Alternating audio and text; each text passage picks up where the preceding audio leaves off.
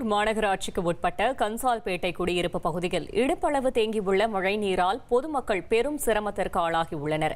வீடுகளில் முடங்கியுள்ள மக்களை தீயணைப்பு வீரர்கள் ரப்பர் படகு மூலம் மீட்டு வருகின்றனர். அந்த காட்சிகளை பார்க்கலாம்.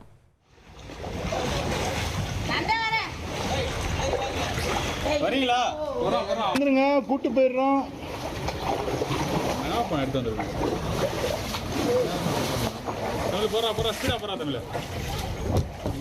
அந்த சைடு நீங்க வாங்கி வெளியே வாங்க. நம்ம கூட்டு போறதுக்கு வந்திருக்கிறோம். சீக்கிரம் வெளியே வாங்க. உங்க உடமைகள் எல்லாத்தையும் எடுத்து வெளியே வாங்க. உங்களை காப்பாற்றுறதுக்காக தீயணைப்பு துறை வந்து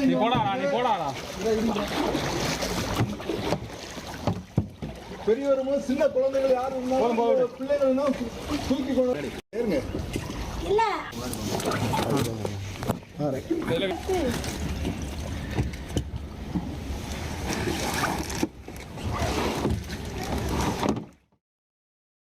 இதுகுறித்த கூடுதல் தகவலை செய்தியாளர் பிரபாகரன் வழங்கிட கேட்கலாம். பிரபாகரன், வணக்கம். அப்பகுதி மக்கள் அனைவரும் மீட்கப்பட்டனரா?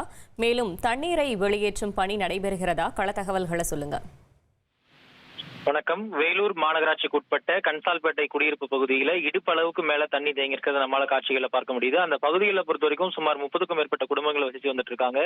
3வது நாளா இன்று தண்ணீர் தேங்கக்கூடிய சூழல்ல தீயணைப்பு வீரர்கள் ரப்பர் படகு மூலமா அனைவரும் மீட்கப்பட்டு அதிக இருக்கக்கூடிய ஒரு பள்ளியில் வந்து தங்க வச்சிருக்காங்க. மேலும் அங்கிருந்து மீட்ட அனைத்து பொதுமக்களுக்கும் அங்க இருக்கக்கூடிய மருத்துவர்கள் மற்றும் செவிலியர்கள் வந்து உடல் பரிசோதனையும் செய்து வந்திருக்கிறது நம்மால அங்க பார்க்க முடிஞ்சது நேரடியா.